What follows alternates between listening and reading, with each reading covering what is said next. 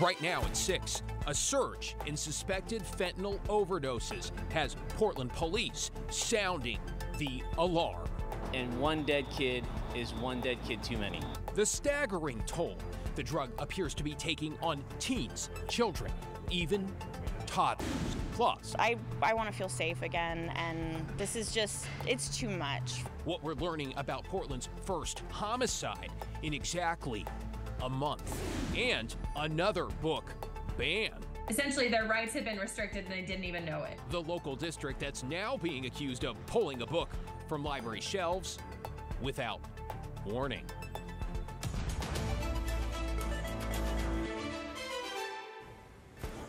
Thanks for joining us. I'm David Molko. Our top story at 6, the startling statistics Portland police call astronomical and unprecedented, referring to the number of young people in the Rose City who have apparently overdosed on fentanyl in recent weeks. From toddlers to teens, several of who did not make it. Ashley Grams joins us live. Ashley, while we have seen plenty of suspected overdoses, never quite like this.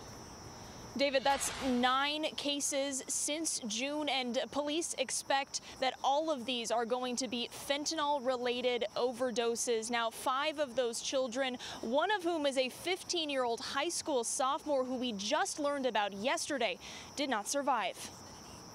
The drug epidemic directly impacting children in Portland. And one dead kid is one dead kid too many.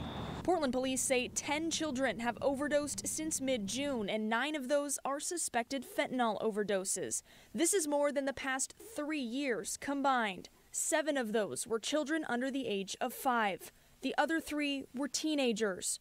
Only half of the 10 children survived. These numbers are astronomical and absolutely and completely unacceptable. The last reported case, a 15-month-old who found drugs in the family car. She was unconscious and not breathing until first responders used the drug reversal spray, Narcan.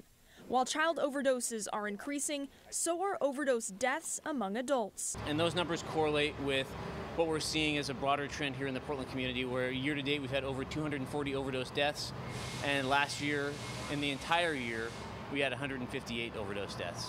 That means 2023 is on track to be another record-breaking year when it comes to overdose deaths. You can drive through the city and you can see people smoking fentanyl and other substances just out in the open, not even really caring when a police officer drives by in a marked patrol car.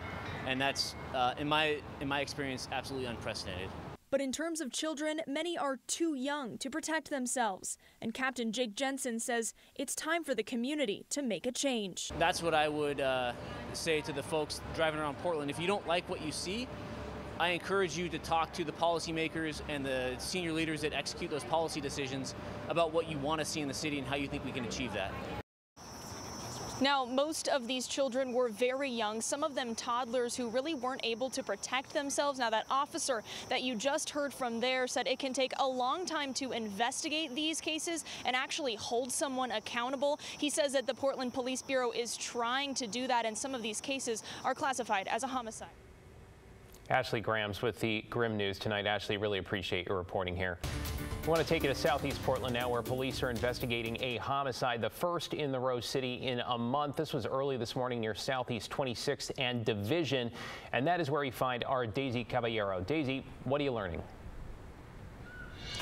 Well, David, I can tell you that no one has been arrested just yet, but we do know that the victim was a man, and everyone in the neighborhood here is incredibly surprised, as they say something like this doesn't happen very often. But here's a look at the scene this morning. You can see yellow tape blocking the intersection near where this happened.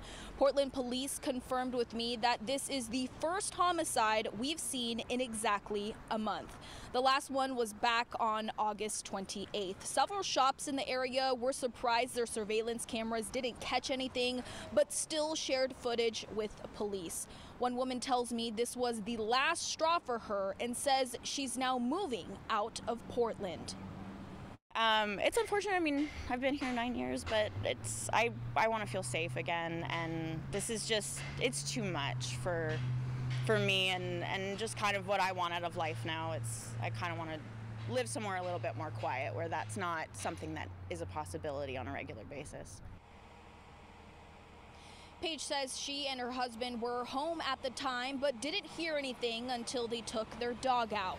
She then had to walk a few blocks to work as the yellow police tape was still up, blocking her driveway. And while police have not shared how the man died, neighbors that I spoke with say they may have heard gunshots this morning. And if you know anything about this, you're asked to call Portland Police. David? Thank you, Daisy. Let's get to your headlines now. Also in Southeast Portland, where police are looking for whoever robbed and shot someone near 145th and Division. This was around noon. The victim was taken to the hospital. While police have shared few details, we did see crime tape around what appeared to be an encampment. No update on the victim's condition and no word on any arrests. In Beaverton, the school district is urging parents to remind their children about strangers after someone attempted to lure a child. This was near a bus stop near Meadow Park Middle School. Officials say a man in a white box van told the student that school was canceled, then offered them a ride home. That student ran away and told school staff. District officials also say a man recently approached student athletes at Sunset High and offered them some kind of supplements. Multnomah County commissioners have reached a decision on how to spend more than $60 million meant to help find solutions to the homeless crisis. Those funds come from housing tax dollars in the federal government. The money will go towards 7 areas.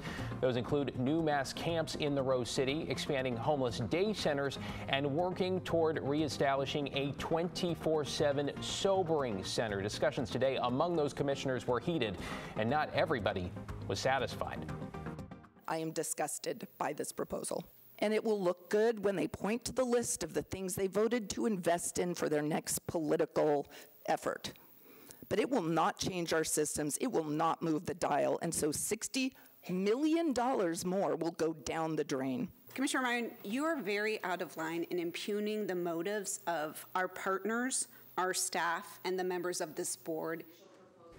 Myron, they're the only one of the 5 who voted against the plan. Coming up on The Story, Blair Best looks into how and why tensions boiled over.